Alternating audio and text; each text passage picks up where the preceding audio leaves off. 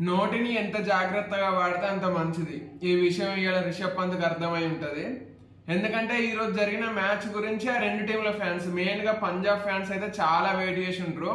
ఈ రోజు పంజాబ్ వర్సెస్ లక్నో మధ్యలో మ్యాచ్ జరిగింది కదా. ఎందుకు ఈ మ్యాచ్ కోసం వెయిట్ చేసిర్రు అంటే లక్నో కెప్టెన్ చేయబట్టి. Lucknow captain Rishabh Pant season start కావడం కంటే ముందు కొన్ని కామెంట్స్ చేసిండు. ఆ కామెంట్సే పంజాబ్ ఫ్యాన్స్ కు కోపం అనేది తెప్పించినాయి. అయితే మనోడు ఏమన్నాడు, లక్నోకు కెప్టెన్ ఎన్నికైన తర్వాత వాళ్ళ ఓనర్ సంజీవ్ గోయంకతో కలిసి రిషబ్ పంత్ ఒక ఇంటర్వ్యూ ఇచ్చాడు అనమాట.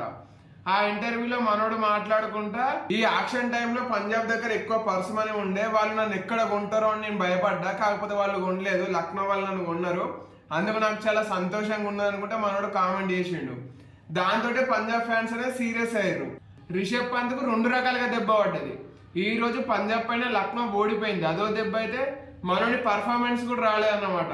దాంతో ఇట్లా రెండు రకాలుగా దెబ్బ పడ్డది. పంజాబ్ కింగ్స్ ఫ్యాన్స్ కు మనోడు మంచిగా దొరికిపోయింది అన్నమాట ట్రోల్ చేసుకోనికి.